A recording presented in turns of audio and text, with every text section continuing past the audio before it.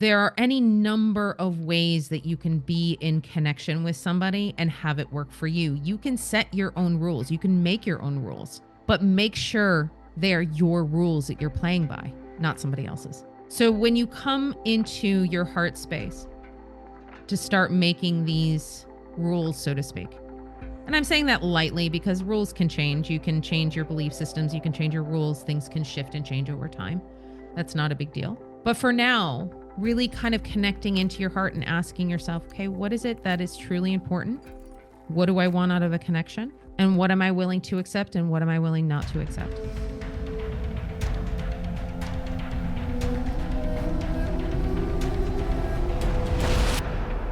Welcome to the Akashic Recordings. My name is Annette Deleu. I'm an Akashic conduit, channel, and spiritual guidance coach. What you will be hearing today is a real session with one of my clients. All the names have been changed for privacy, and of course, with their permission, we are privileged to hear these beautiful stories to allow us a small glimpse into the Akashic Records. If you would like to book a session with me and be part of the podcast, please feel free to head to my website at infinitesoullove.com. When you book your session, just make sure to check the box that you would be interested in having your session utilized for the podcast. Lily came to me with some questions about the current relationship that she was in at the time. We dive into the idea of staying in a relationship that is not serving you anymore, that is not healthy, that is in fact harmful to your energy, and why we stay in those connections. In addition, we talk a little bit about the love language of physical touch, and I'm going to expand upon that in the discussion as well, and what it means to define your own rules in relationships.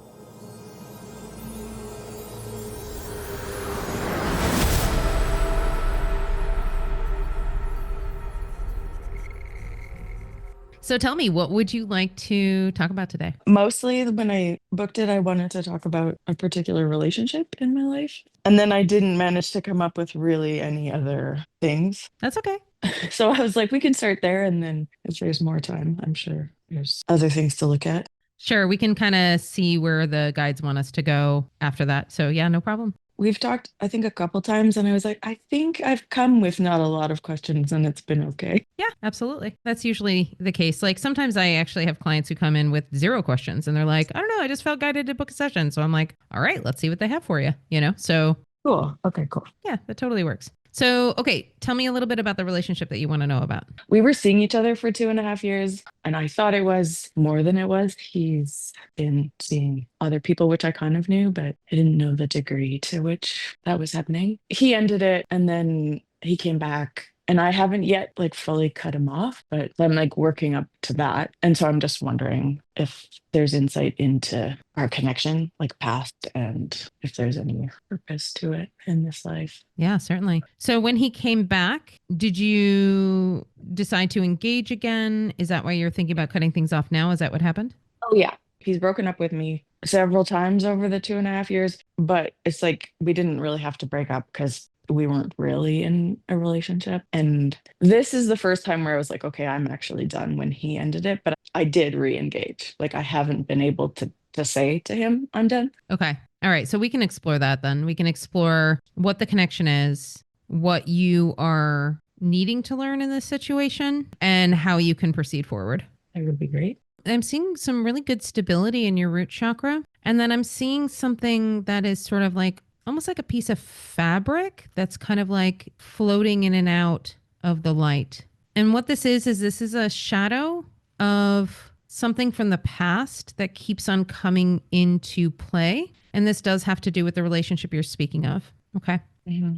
So the nice thing is that they're showing it to me as a piece of fabric that's floating in and out. So that means it's on its way out and it's very close to being gone. So it's not super rooted in there. It's not stuck in there. It's just kind of something that keeps on coming up so you can take a look at it. Okay. There's something here about your sexual energy being sacred. There's a part of your body that is your physical body that is almost rejecting anything that isn't aligned for you. And so you may have noticed noticed over the course of this relationship where your body might be reacting in different ways to the physical interactions. And that has to do with just the energetic incongruence, if you will, between you and this partner. Yeah, they're saying it could be presenting in different ways like UTIs, or it could be presenting in ways where like you feel in your physical body after being physical with him some sort of imbalance. This is here to teach you about personal power. It's a bigger subject matter. We'll dive a little bit more into the records when we get there, but it is something that you are learning in this lifetime.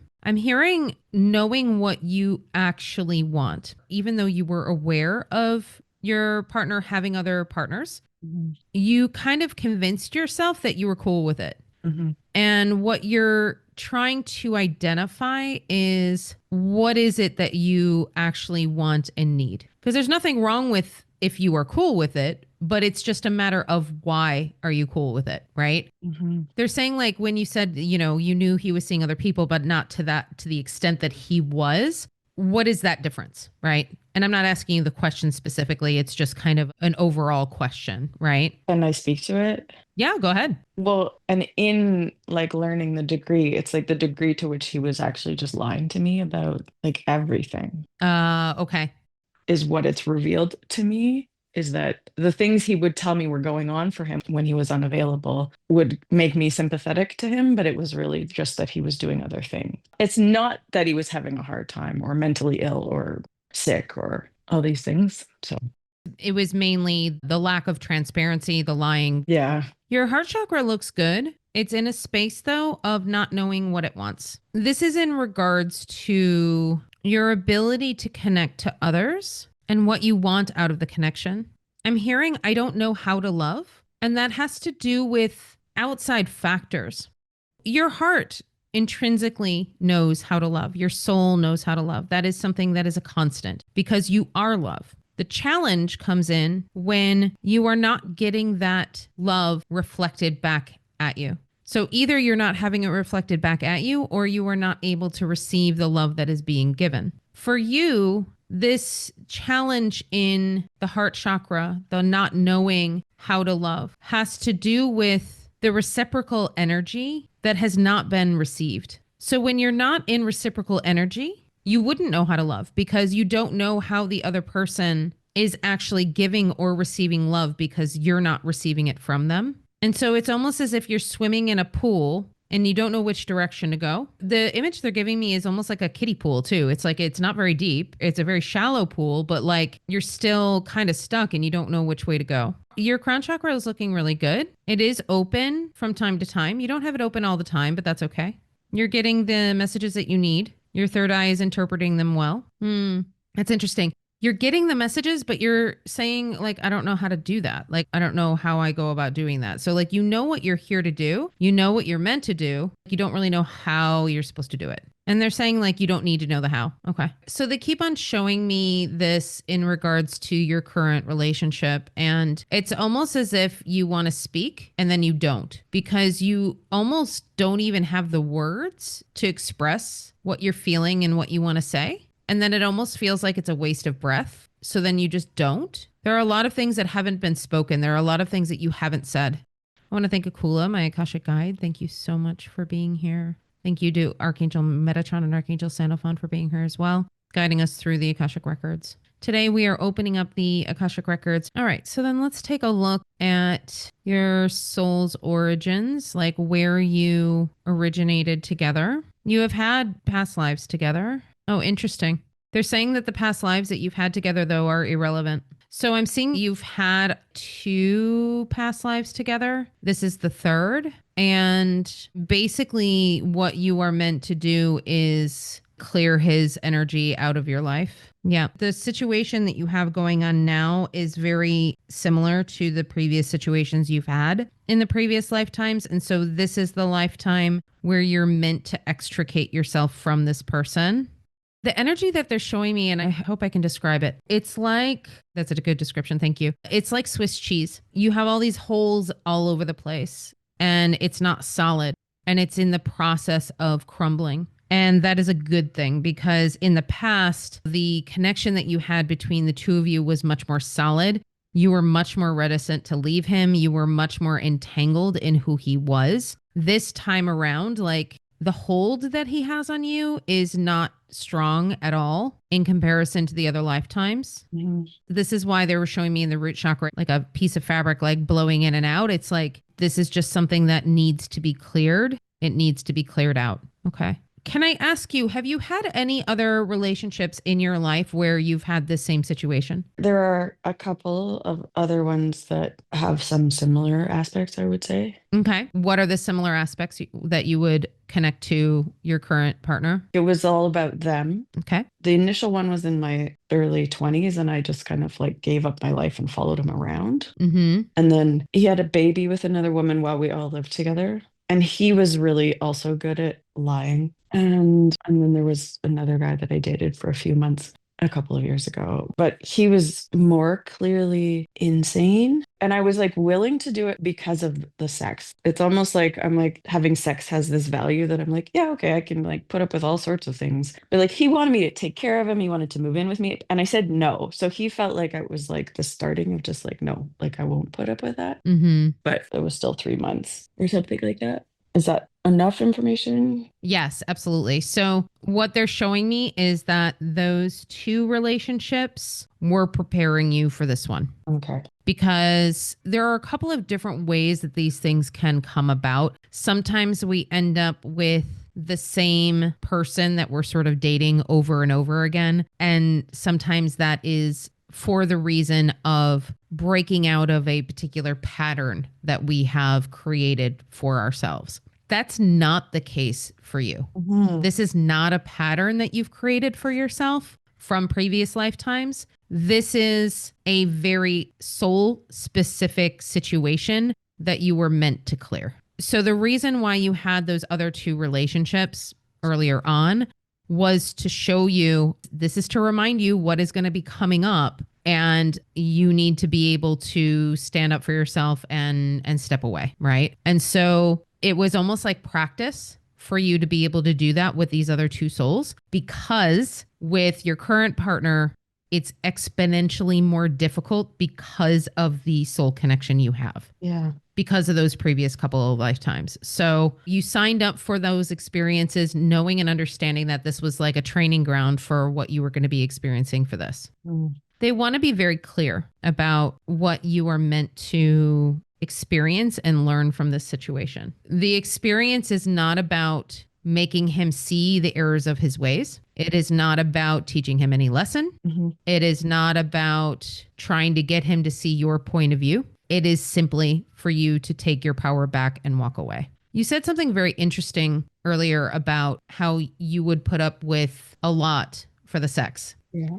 Do you know what your love language is? No, I can kind of relate to all of them. Mhm. But like I would say physical touch if I was to pick one. Exactly. Yeah. That's the reason why I brought it up, because when your love language is physical touch, any type of physical touch, whether it be hugging, kissing, sex, cuddling, doesn't matter what it is, that is going to be your gateway to receiving love. The challenge with that is that sex can often mimic that feeling of love for you, since that is the way that you like to receive love, even when it's not enveloped in the experience. They're saying to me, you have felt the difference in that. You felt the difference between being intimate with somebody, having sex with somebody, cuddling with them, all of those different physical type touch experiences. You can tell the difference when the person is engaged, when their soul is engaged, when they're wanting to connect with you, wanting to share that love connection,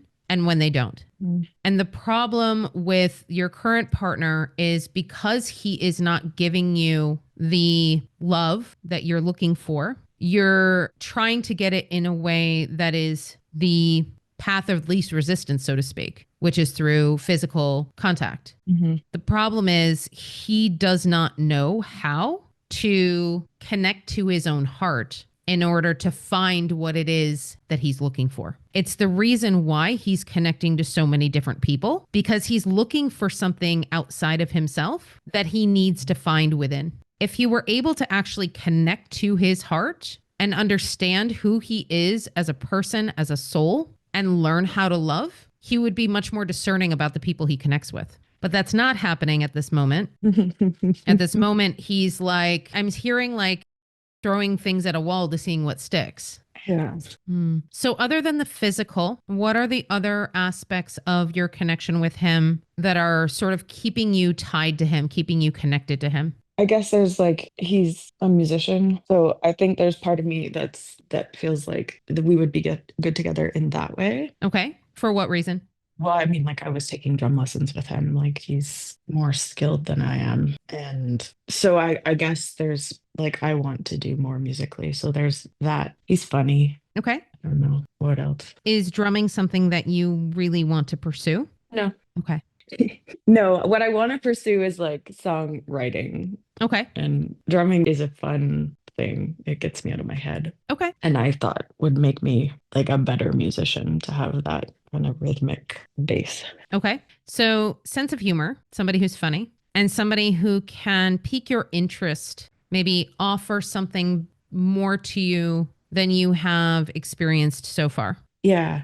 I get some sense of like value or something by being a person in his life that doesn't judge him, even though he's like a disaster, which that doesn't feel like a healthy thing, but I do feel like there's something in that. People are often like, oh, you want to save him or oh, you want to change him. And I'm like, it's not that. It's just that I can be somehow superior to the people in his life because I'm not judging him for the way that he is. So, there's nothing wrong with being in non-judgment. And in fact, that is something that we all need to strive to do, quite frankly. The challenge that I believe your friends or other people are speaking of is wanting to change him, wanting to do all of those things. Well, you can still hold space for somebody from a distance. You can still hold that non-judgment.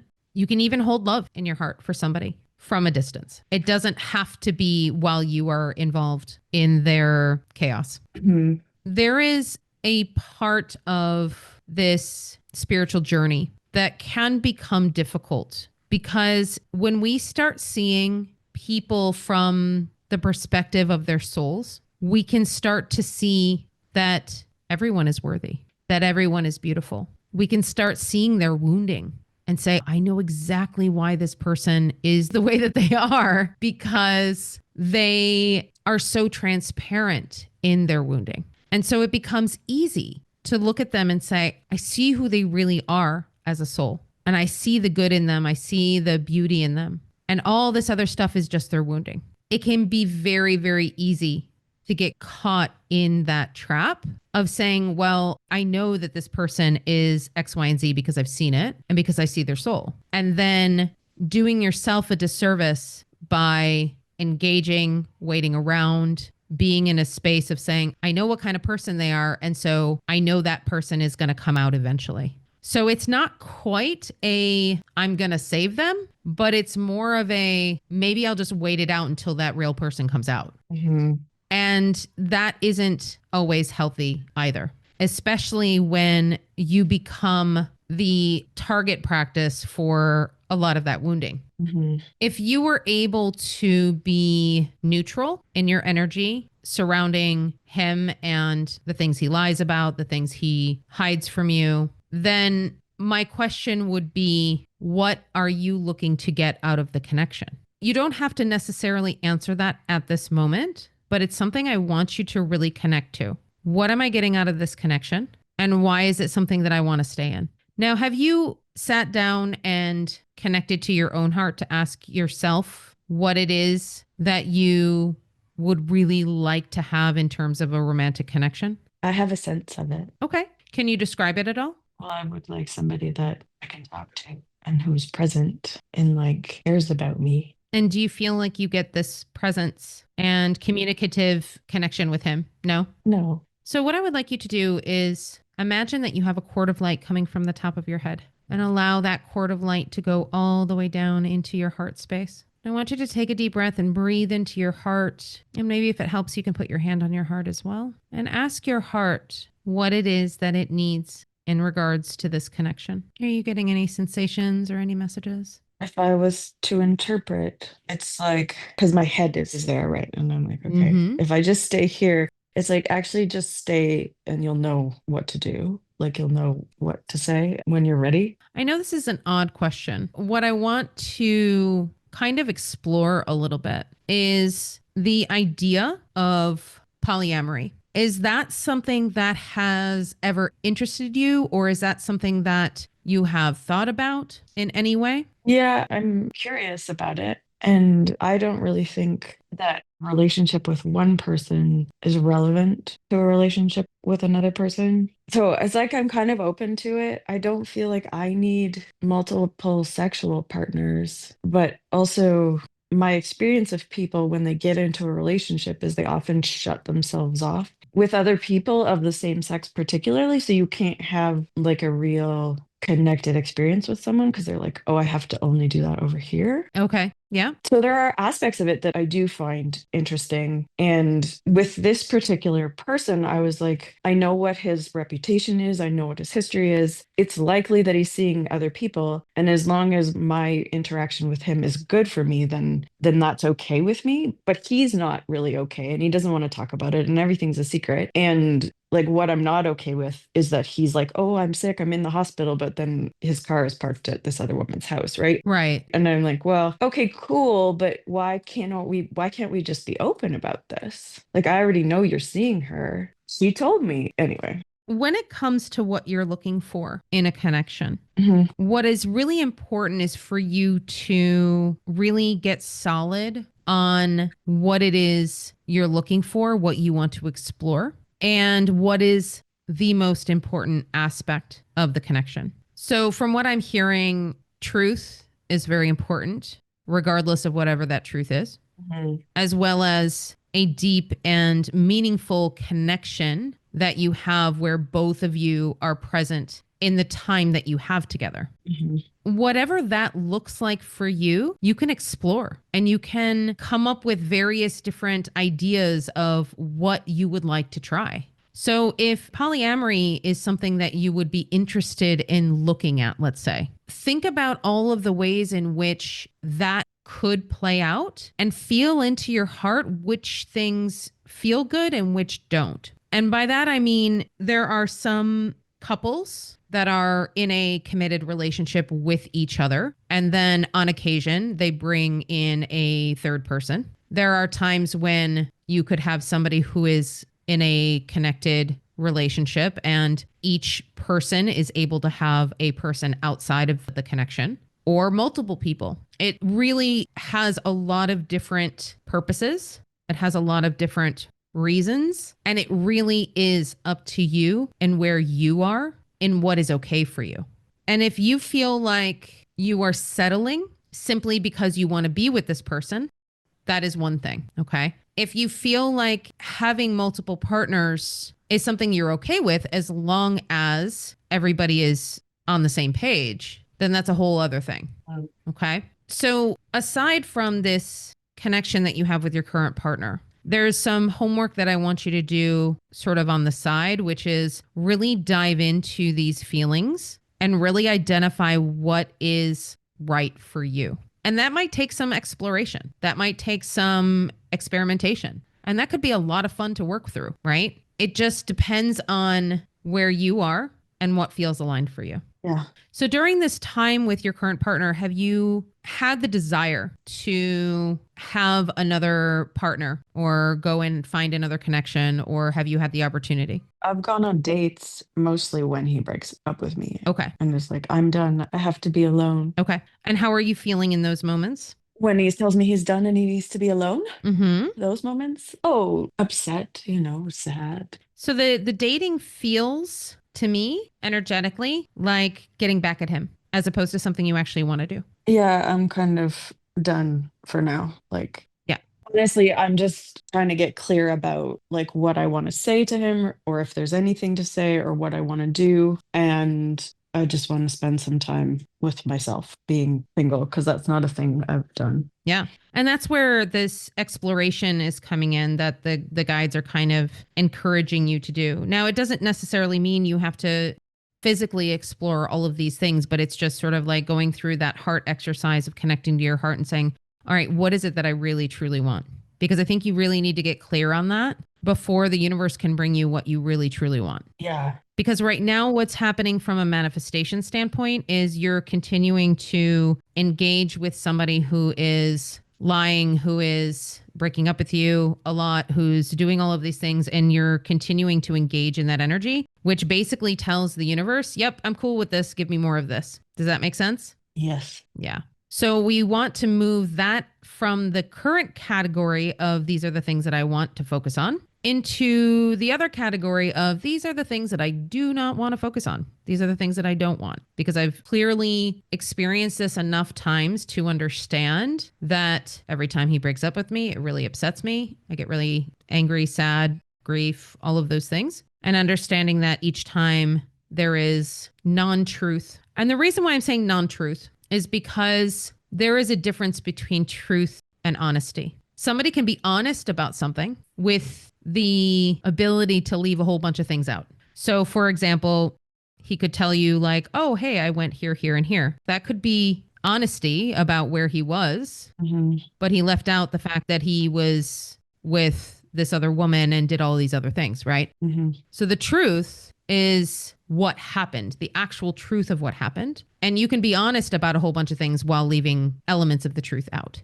What about the truth is a necessity for you? Is it because it makes you feel safe? Is it because you feel that in your heart you deserve that kind of respect to have the truth? Is it about trust? What is it about? Yeah. I mean, I would like clarity about what's going on. The really fascinating thing about clarity is that once you feel in your heart and in your soul that somebody is connected to you, engaged with you, present with you, has that reciprocal, unconditional love, clarity isn't necessary. So when you get to that place of connection on a soul level, does your partner need to tell you everywhere they went that day? Nope, because there's trust there. There's truth. And there's honesty in the way that you feel, because you can feel it. You can feel it. Well, and this made me feel like I can't trust myself. Of course, because what is at odds at the moment are the two different scenarios that are happening, which is the thing that's happening that he's doing and your own intuition. Yeah. Because your intuition is screaming at you. Your intuition is telling you all kinds of things. The challenge sometimes with that is that your intuition is screaming at you, and then your brain kicks in. And your brain is like, well, okay, he's doing all kinds of things. So your brain starts making up all kinds of stories, which may or may not be true. But regardless, it puts you in a space of heightened anxiety. It puts you in a space of like anxiousness in terms of like where you stand, in terms of what is going to happen. It starts creating all of these emotions within you that are almost not necessary. Okay. When you start feeling that anxiety of, oh my gosh, he lied, what else is going on? What else is happening? At that point, it is about asking yourself, why does it matter? At that point, why does it matter what he's doing? The only question that matters is, why do I still need to experience this? And you don't. You don't need to experience it anymore. And in fact, the main reason why you are together is so you don't experience it anymore.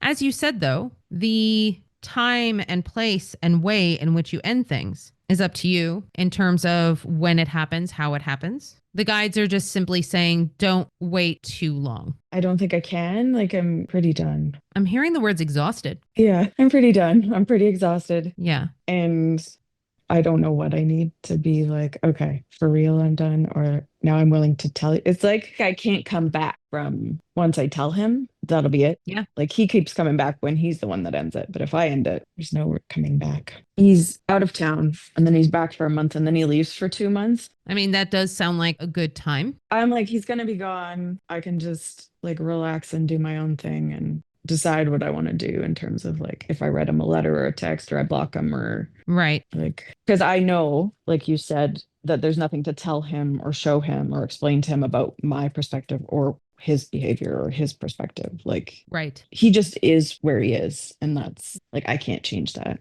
If, however, you ended up deciding to sever the connection, would you be able to stand in your truth and in your power, even if he came back and said, please, please, please take me back. I think that's what I'm like waiting for, is to be there and certain that I can do that. Yeah. So what's interesting about blocking people, I always am amused by the whole blocking of people. Okay. Right. And the reason why it amuses me is because I mean, I myself have done it. I mean, everybody in the world has done it at some point, I'm sure, to somebody, either a friend, boyfriend, girlfriend, whatever. The blocking has nothing to do with the other person. It often has to do with your own confidence, Right. in being able to hold your own boundaries. Now, of course, there are times when you block people if they're harassing you, that kind of thing. No, that is about them. Yeah. But like, I'm talking about in this particular type of situation where, you know, you set a boundary and you say, that's it, we're done. Yeah. And then immediately block the person. Most of the time, that has to do with the lack of conviction you have in your own boundaries. Yeah. And that's okay. Sometimes you have to do what you have to do in order to feel strong in those boundaries. And the more you draw those boundaries, the more often you do it, the easier it gets. So let's take an example. Let's say you have broken up, you're no longer dating, it's been 6 months, you start dating again, and you come across another person who is doing the same thing. You might recognize that within days, and you might say, you know what? Nope, not going to do this again. And you don't need to block that person. You're just going to end it and then walk away, because at that point you might be strong enough in your own convictions to know what you want, to say, you know what? No, I know this is exactly the opposite of what I want. So I'm going to move forward and find somebody who is more aligned with what I want. The reason why I'm saying this is because don't feel like you have to be like 100% solid and certain in exactly your convictions of what you're going to do when you break up. There's going to be an aspect of you that is going to doubt. There's going to be an aspect of you that's going to wonder, and that's okay. It's part of the process. What is important is that you get to a space where you're like, you know what? This is it. I'm done. I can't experience this anymore. And however you need to set that boundary, you're going to need to set that boundary in whatever way you can at that time. And if it does mean blocking him, then do it. It's totally fine. When it comes to blocking somebody, either energetically or physically on a phone or something like that, the challenge with that is also that it becomes a point of resistance in your experience. So I like to describe it as shut doors. So if you can imagine you're walking down a hallway and you have all of these doors opened up to you. All of these doors are all opportunities. They're different opportunities. And you walk through the first door and that opportunity was crap and you didn't like it. And you slam that door shut. And as you keep on going down this corridor, you're slamming all of these doors shut. And you get to the end of the corridor and there's only 2 doors left and everything else is shut. It does very much limit the amount of energy and flow that you have going on in your life. What needs to happen is you need to have the confidence to know that you can leave all those doors open and know that you're not going to walk through that door again, but leave the energy flowing. Because what it does is it cuts off energetically a part of yourself. And this is a part of your story. It's a part of who you are. It's a part of your learning. It's a part of your lessons. It's a part of all kinds of things. I really appreciate that, because I don't really want to block people. And you don't have to. And even if at some point he texts you and says, you know, whatever he's going to say to you, and you decide to respond to him, if you're strong enough, you can respond. You can say, hey, I hope you're doing well. I hope everything's great in your world. Yeah. Knowing full well that you're not going to walk through that door again. Yeah. You know? I did block 3 people recently and to me it was like, I'm just going to close those doors, because those people have closed the door on me. Okay. And I don't want to let them come back. Okay. So here's what's super interesting. The universe has a really, really beautiful way of removing people from your life that no longer are meant to be there. I have experienced this countless times in my life where a person is literally just disappeared or removed from my life because they are not meant to be there anymore. And this goes for friends, this goes for boyfriends, this goes for all kinds of people. And so I've come to realize that if a person is still in your life, there's still something you're meaning to learn from them. And if you're not going to learn it from them, you're probably going to learn it from somebody else who's going to give you a very similar experience. Yep.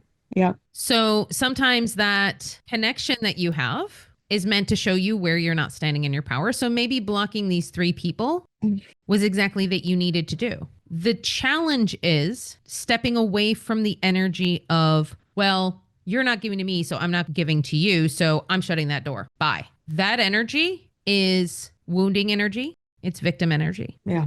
If you can, at some point, you don't have to get there now, because we can go through the gamut of emotions. We don't have to get from the place of anger and resentment to unconditional love in one fell swoop. That's just not really something that happens. You have to go through all the steps. If you can get to a place where you can say, I can see why they were in my life. I appreciate the experience that I had with these people because of X, Y, and Z. I can appreciate that they are no longer aligned with me. And so I need to turn my attention towards an energy that will bring me the people who are aligned for me. Now, it's not to say that that's easy, because it's not. I'm actually going through something similar right now where a lot of my friendships have started to fall away. And I've been through this enough times where I know that when that happens, it is because I am meant to experience other energies, other people. I'm leveling up in my own energy and I'm being aligned with other people, places, things. When you get to that space of identifying the wounding that you have going on regarding these people that you blocked, nurturing yourself through that, you might be able to find yourself in a place where you can unblock them and let them go gently, as opposed to slamming the door. Yes, I feel like I'm coming to a place where I'm standing up for myself in my life. And so it is happening in a more violent way than I would prefer. And I don't mean violent, but like Abrupt. abrupt. Exactly. I'm like, oh, I like this. I'm proud of myself. And it doesn't have to be like that. It can be different, gentler. It can be, but often it's not. So if you consider it like a pendulum, when a pendulum is pulled all the way to one side, meaning I'm not standing up for myself, I'm not in my personal power, I'm letting people walk all over me, I'm allowing things to happen that I do not like, you're pulling that pendulum all the way to one side, okay? Mhm. And then when you finally say, you know what, enough is enough, I'm done with this, imagine releasing that pendulum from that one side. What is it going to do? It's going to swing all the way to the other side, the other extreme. Mhm. And what is the other extreme? The other extreme is F you, I'm not handling you anymore. You're going to hell. Like, you know what I mean? Like, it's anger. Yeah. It's frustration. It's slamming the door shut. It's blocking people. It's standing in your power in the only way that you know how, because you haven't done it yet. And so it creates this opposite distortion of what it feels like to stand in your power. I often use this analogy with feminism, because what has happened for so many centuries and centuries and centuries is women have been persecuted and oppressed and harmed and all of these things. And so finally, when women have been able to start standing up for themselves, they're on the other side of the pendulum going, yeah, F you. Mhm. I'm not taking this anymore. As opposed to being able to come into the center space of saying, you know what? I forgive you for whatever has happened. I'm going to stand in my own power and I'm going to do my thing. And I'm going to focus on all of the things that I can do in my power that is going to create the change that I want to happen. And we get there. We definitely get there. It's just a matter of that pendulum swing and being able to come back to the center. Mhm. And that can only happen with the healing. So once that anger has been expressed, once that fear, that sadness, that grief, all of those emotions have been expressed and moved through the body, that's when you can start coming back to center and saying, I trust myself now. I know how to stand in my power. I know how to stand up for myself. And it becomes intrinsic. It's not something you ever have to think about anymore after that. It becomes something that is just part of your identity, Mhm. right? There's an example of this that I can share with you regarding my own life. I went out with a friend, I think it was last fall, and she's like, oh, there's these 2 guys that are in town from Marseille, and you know, the one of them is a friend of mine, the other guy's single, like we should go. And I was like, yeah, okay, cool. So we went to this they took us to this really fancy restaurant and we're having drinks. And the guy sitting across from me, he's cute, you know, he's really nice. And he basically says to me, I just don't know what to do. Like, my wife and I are in the process of getting a divorce, and my girlfriend, she's getting a divorce too. And then my other girlfriend is doing this and da-da-da-da. And he's like, well, what do you think I should do? And I was like, I think that all of you are very unhealed and I think you need to spend some time alone. And he's like, oh my gosh, exactement. Oh my gosh. Yes.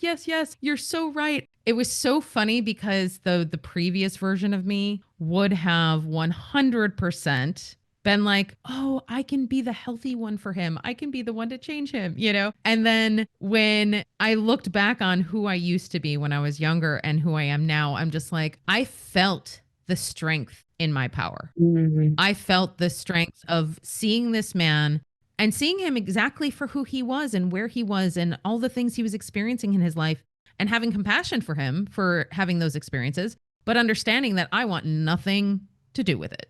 You know, when you get to that space, it becomes no question about what you're willing to accept or not accept into your experience. Mhm.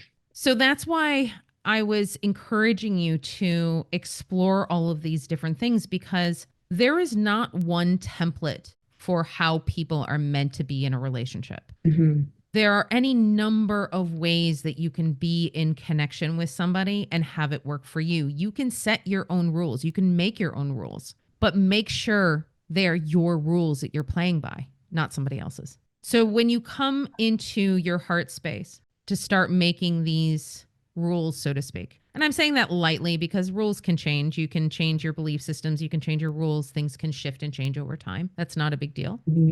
But for now, really kind of connecting into your heart and asking yourself, okay, what is it that is truly important? What do I want out of a connection? And what am I willing to accept? And what am I willing not to accept? Does that feel doable for you? Yeah, Okay. I think like the process that I'm going through currently in some ways. And you can go through that process while you're still connected to this person. Mhm. If you end up being connected to them for another month, another couple of months, don't beat yourself up. Don't say to yourself, oh my God, I have to end this today. You know, if you feel like ending it today, cool, do it. But don't put so much pressure on yourself. A recent experience with him, I was really like, okay, I'm done. I want to see him in person. I want to tell him in person. And then that day, he was going to come over, and I was like, no, if he comes over, I actually just want to have sex with him. So, yeah. And that's fine. Is there anything wrong in that in terms of your own judgment of yourself? No, it's just like an example of how I'm still in progress with it, I guess. Sure, absolutely. Let's sort of take a look at another scenario with this. Mhm. If you were not crying, sad, upset when he breaks up with you, if you were to shift this relationship to a sexual relationship only, That's kind of what I've done. okay, then that is something that you can certainly have as long as it is not negatively affecting your energy and emotions. Yeah, thank you. I mean, that's kind of the shift that I've been in the process of making. Yeah. But then I'm like, am I just deluding myself so that I can keep this in my life? I mean, I think you can have sexual relationships that aren't really affecting you Certainly. to that same degree emotionally. Cause I was like, okay, that's actually what's been going on. This has really just been a sexual relationship. I've just been vested in it emotionally in a way that he hasn't been. Correct. That's the biggest piece, frankly. If you were in a sexual relationship with him that had no emotional or energetic attachment, we wouldn't be having this conversation, Oh, yeah. right? Is there anything we can do in terms of like ending contracts or? Unfortunately, not. Okay. Contract needs to be ended by you deciding to end it. Okay.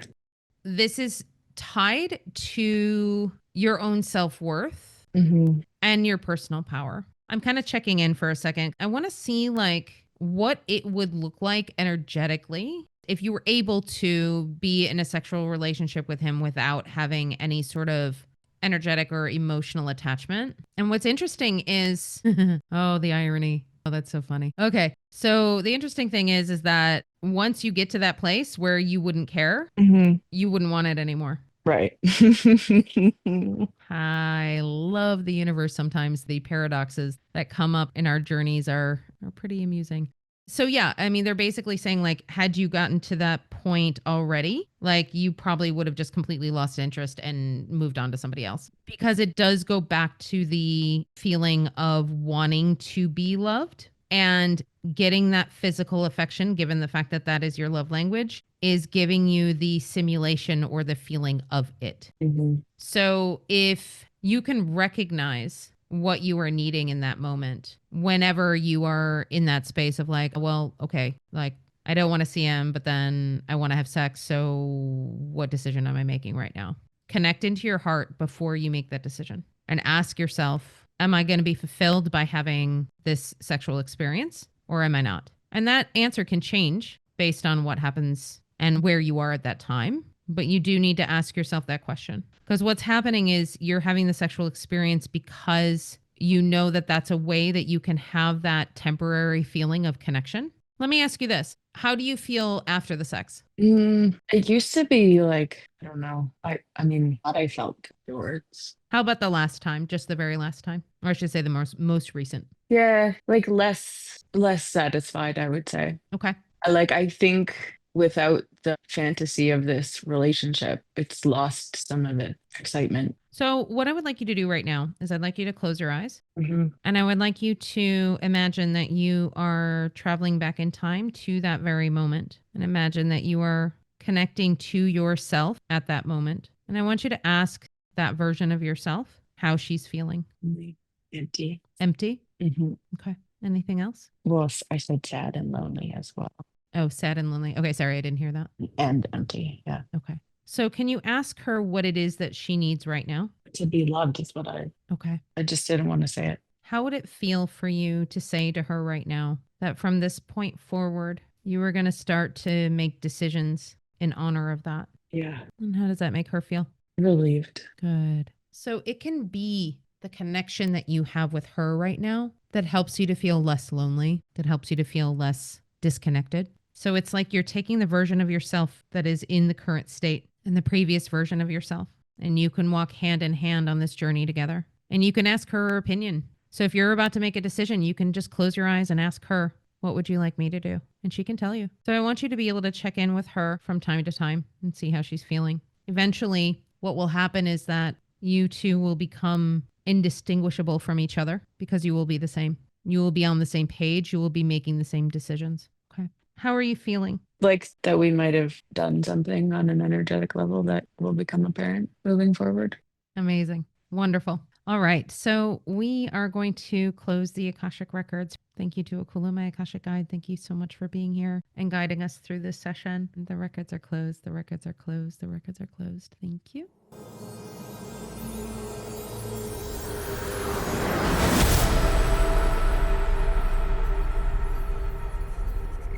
Thank you so much, Lily, for allowing us to record your session for the podcast for the benefit of all of our listeners. There's a general thread throughout this session that I want to speak about, and then we're going to get into the particulars. The overarching message is talking about why we stay in relationships or connections that are either harmful to our energy, make us feel like crap, why we feel the need to stay in those connections. There can be a simple reason, or it can be something as complicated as an energetic bond, like a soul contract or a vow, or needing that familiarity of somebody who you have known from the past. Ultimately, it's about learning the lesson that you need to learn, regardless of whether or not it is a main life lesson or not. If you are in this connection with somebody and they are treating you in a way that is not loving, that is not honorable, and that is not in your highest good, then take a look at your own behavior and what you are doing within this connection, what you are allowing, what boundaries you're not drawing. I can understand exactly where Lily was in this particular connection because I was there many, many times with my twin flame, where I was willing to accept breadcrumbs, nothing, very little energy that he was giving me in order to have some sort of connection with him. And the reason why I was doing that is not because I was responding to what was happening in that moment. I was hopeful for what the connection could potentially be. And that is about connecting into the soul of the other person, seeing who they are as a soul and knowing who they are as a soul, and then having the three-dimensional representation of that person not match that version of them, the soul version of them, in any way or in a very small way. Ultimately, for me, what I had to realize was that I was chasing something that was not meant for me at that time. I was trying to see something in somebody that they were not willing to see within themselves. It goes as far as doing things that the other person wants to do versus things that you want to do. And it was a really good example that Lily brought up, which was, oh, he's teaching me drumming and he's really good at drumming. And it's something that I'm not really that great at. And he's a good teacher. And then I asked her, do you really want to learn how to be a drummer? And she's like, no. And that hit so hard for me. It hit in such a personal way because I did that quite often with my twin flame. I would do the hobbies that he wanted me to do. I would do the things that he wanted to do, and I would adopt them as my own. Now, one of those things was cycling. Like, I loved to go bike riding, loved it. But he took it to a different level where he would bike everywhere. Like, that was his main mode of transportation. And over time, I realized that I actually really don't like that at all. I like going on nice leisurely bike rides. I like going on scenic bike rides. I like doing it for fun or for exercise. I don't want to ride my bike to get from one place to another. I really don't like it at all. You're sweaty, you're disgusting. By the time you reach your destination, it's a giant hassle for me, and I just don't like it. And that's not something I actually ever expressed to him. And it was something that I continued to do simply because it was something that I wanted to do to please him. And that's where we get stuck in these types of connections. We are not standing in our own power. We're not doing the things that we prefer to do. And we're not standing up for the things that we really like or the things that we find important. So technically, when the first time Lily found out that this man was lying to her about seeing somebody else, even though they were open about it, seemingly, he still lied to her about some of these things. That very first time he lied to her, there should have been some form of a conversation. And if the lying continued, then the behavior would have been the driving force for her to decide to leave. When you decide to leave a connection like this, it's exactly as I said in the session. It's not about slamming the door. It is about strongly and firmly setting those boundaries that you have, that this type of behavior is not acceptable in a romantic connection for you, and that essentially you would like to take that energy that you would have otherwise put into somebody who is not giving you back that equal response to somebody who will meet you there halfway, somebody who will give you that equanimity. It is hard because we get ourselves into these cycles. And sometimes these cycles go back into past lives. And that's exactly what happened with Lily. There was a past life that she had with this man, and essentially they are sort of replaying the same things over and over again. And it is her job to break that cycle because she's the one that is allowing it. It is not his job necessarily to change his behavior, although he can, and that is part of his journey if he is meant to. But it is not her job to make him change or to make him see the light or to do something to guide him in the correct direction. And that's something that we fall into as a trap sometimes, where we see the soul of that person and we see how beautiful they are on the inside. And we want nothing more than that person to come through.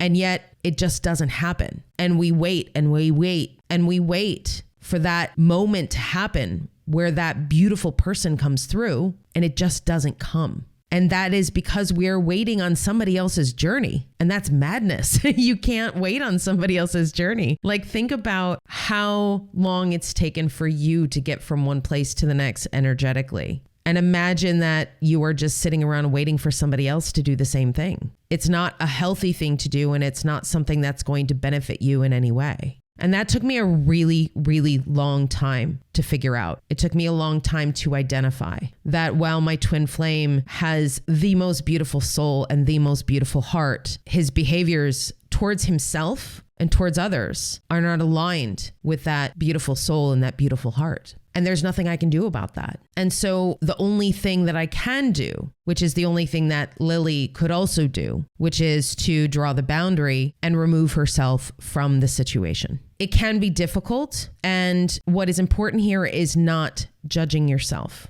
As I said to Lily, if you end up going back to him, if you end up not breaking up with him for the next several months, that's fine. Don't judge yourself for it.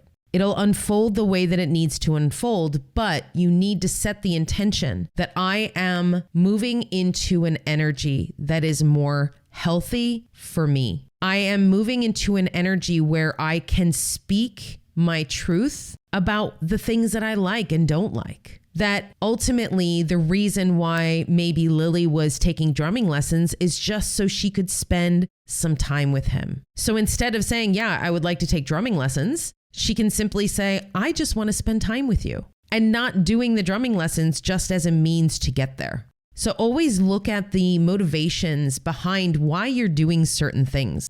It takes practice and it takes time to stand in your power, to know what it is within your heart that you truly want out of a connection and within the relationship. That being said, you can also write your own rules. This is one of the reasons why I had asked Lily about being in an open relationship, because you can set your own boundaries, your own rules when it comes to relationships. You can be in an open relationship. You can live in separate places. You don't always have to live in the same household if you don't want to.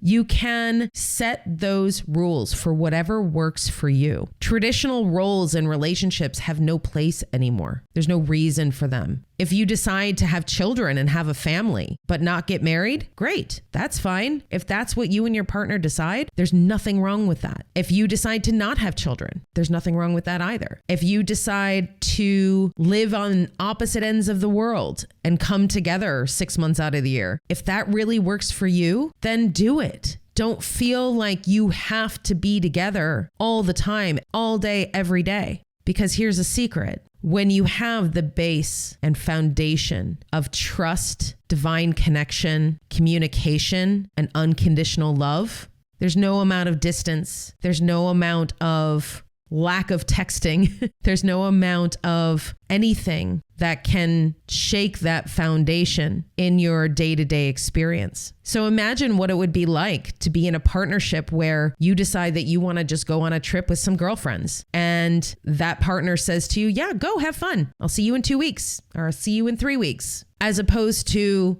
them being completely attached and saying, no, I don't want you to go. I don't want you to leave me. Do you sense the difference in that energy? And it could happen on both sides of the spectrum, where one person could be very needy and the other person could be very detached. It could be something where there is an insecure attachment style. There could be an avoidant attachment style. That's where you start getting into problems with distance, with communication, with trust. And once that trust is broken, it can be built again, but it does take time and it needs to be worked on over and over again. That trust needs to be solidified in whatever way you both decide to regain that trust. No amount of daily texting, no amount of seeing a person literally every day is going to bring that trust, because you can be right next to somebody 24/7 and still not trust them. It is about the behavior that is within you, the behavior that is within them, the energetic connection they have to themselves, and the energetic connection you have to yourself,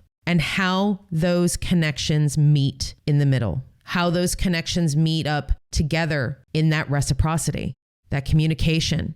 Because not everybody's going to communicate in the same way.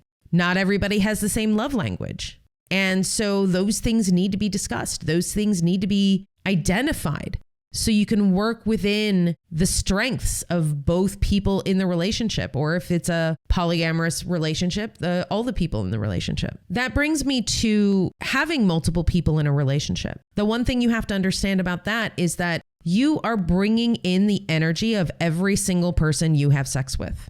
So keep that in mind when you are in a polyamorous relationship, is that you will be taking on the energy of your partners and you will be bringing that home to your main partner, if you will.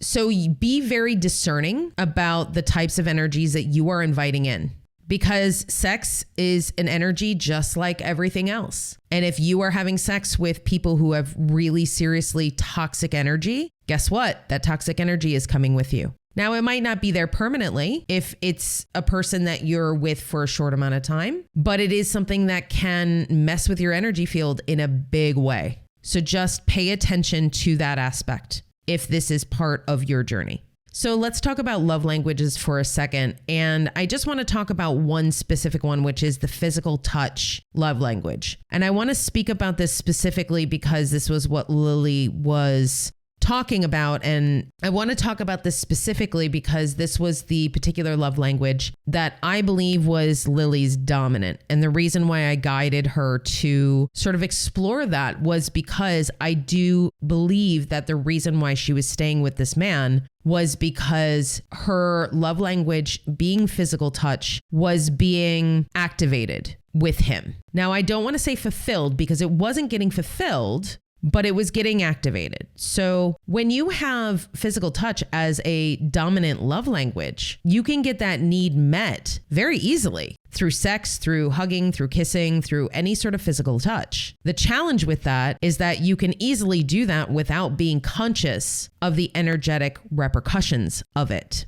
Now, for me, my dominant love language is quality time, and that's how I receive love. So somebody spending time with me would be some way that I can receive that love. Now, if somebody gives me gifts, will I receive the love in that same way? Probably not, but I can still recognize that that would be something that they are trying to do. Interestingly enough, how I give love is through gifts and also acts of service. I think those are the two top ones that I use when I am trying to give love. But that's the thing, is that you have to ask the person how they receive love and then give them that love accordingly. Can you fall into sort of toxic aspects of the love languages in other aspects, such as quality time? Sure. I could say that I wanted to spend whatever time I could with my twin flame, no matter what it was that I was doing.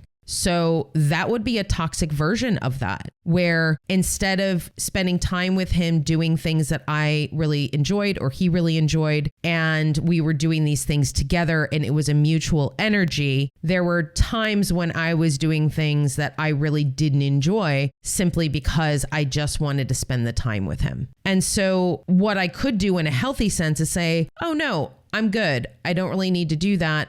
I would prefer to do something else. If you would like to join me later, feel free, but I'm going to bow out from that particular situation. That would be the healthy way to express that. So it's not something that I have heard people talk about often, which is the distortion in how to get your love language fulfilled, but it's something to pay attention to. Are you trying to get that love fulfilled by just having sex with people that you don't really want to have sex with, simply because you need to feel that dopamine hit, that you need to get that feeling of love? Even if it's not actual love, it gives you that illusion of it. Pay attention to where this shows up for you. Acts of service, that's another one. Are you constantly trying to do things for other people, even if they're not asking you for it? Are you constantly asking people to do things for you when you could easily do them yourself? Are you relying too much on other people because you're wanting that love feeling to be activated within you? So meditate on this a little bit and think about where you might be in distortion in the way in which you receive love. The last thing I want to speak about right now is the potential fear that some people have when they come to me for sessions. One of those fears that I have heard is that, well, I don't want to ask about my boyfriend, my husband, my girlfriend, my wife, because what if the guides tell me we are not meant to be together? I will always follow the guidance of what your guardian angels, your spirit team is telling me, or the messages that I'm getting from my team. It's not very often that I will get into a situation where the guides are saying,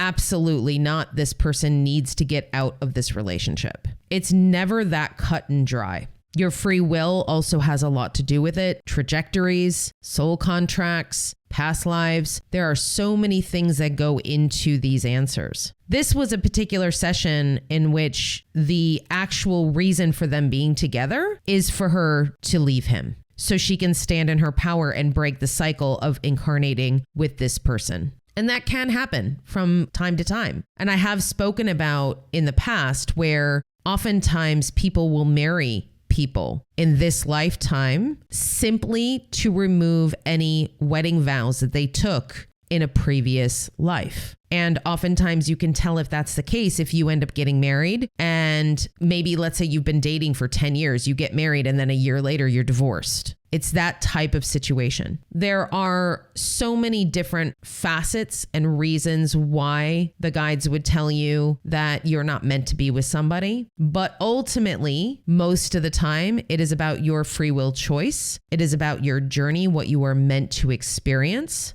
and your own personal work, your shadow work, the work that you do on your soul, on your human self, all of the things that we talk about here on this podcast. That is what is important. And what is meant for you will stay, and what is meant to fall away will fall away. So I want to say that to give you a little bit of confidence or ease your discomfort a little bit in the thought that maybe the guides would tell you something you didn't want to hear. It's interesting because when I was getting readings before I was able to do these types of readings and connecting in myself, I had several psychic readings where they told me that my twin flame was never going to reach the level that he needed to in order to be an energetic match for me. Basically telling me that I needed to walk away, that I needed to leave, that I needed to not be with him, that I needed to do X, Y, and Z in order to cut myself away from him. And at the time, I couldn't even fathom it because I was getting so many signs from the universe that I needed to stay connected to him, that I needed to continue doing the things that I was doing, and I didn't understand why.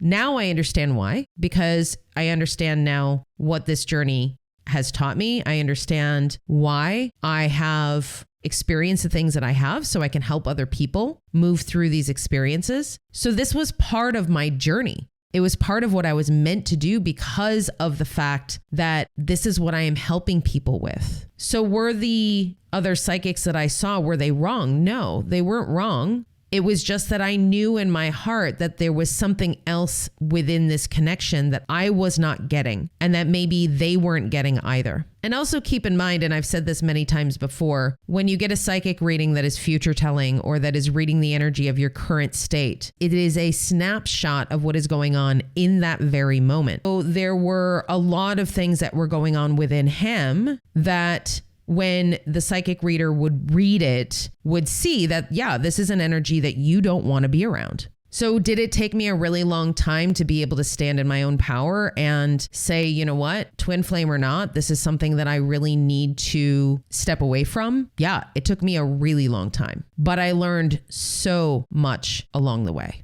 I encourage you to do that exploration. If you are in the same situation where you are with somebody who you know is not good for you, who you know is not elevating this experience, who is not meeting you in that beautiful, yummy energy of expansion and creation and joy and happiness and love, just know that you can create that. But sometimes you need to let go. Sometimes you need to let go of what is familiar and what you're afraid to lose in order to find what is meant for you.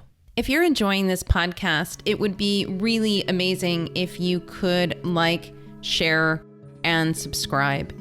Wherever you listen to podcasts, whether it's Apple or Spotify, feel free to give it a review if you feel called. If you are following me on YouTube, make sure you subscribe and hit the bell so you are notified for every single new episode of the Akashic Recordings. If you feel called to book a session with me, you can always reach me at infinitesoullove.com, and you can book directly on my website. Thank you so much for all of your support, and I can't wait to connect with you next week.